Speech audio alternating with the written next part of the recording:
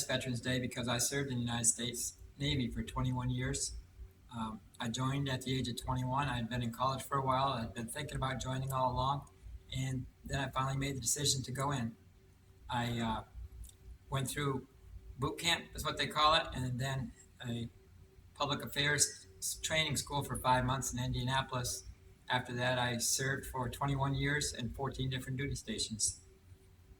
What jobs did you perform while you were in service? My specialty was public relations, so I worked as a journalist, and then I became an officer, became a public affairs officer, so a spokesperson for the Navy. Said my job was to let everybody in the Navy know what was going on out in the world because we're underway on ships. They weren't getting the news from home, and to let the world know what we were doing in the Navy.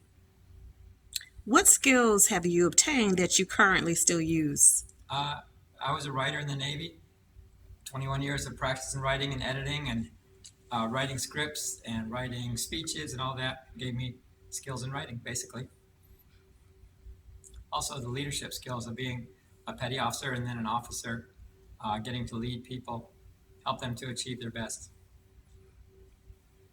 Why do you think it's important that we honor those who have served our nation? Um, I think it's an important job that the men and women are doing out there in the Army, Navy, Air Force, Marine, Coast Guard, and I think a lot of their service deserves honor. All right. What advice would you give to a student who is considering being in one of our armed forces branches? I would say definitely look into it, talk to people who are in it.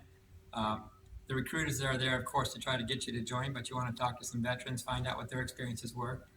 One of my counselors told me that people spend their first 2 years in the Navy trying to figure out how to get out, but after you move up in rank, it becomes quite a good place to work. And why do you think it's so important to celebrate Veterans Day? As I said, to honor people who worked hard and who gave their best to their country.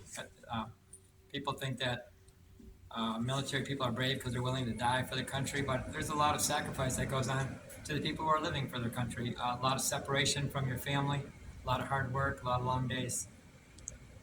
Thank you so much for your service, Mr. Pelkie. Thank you.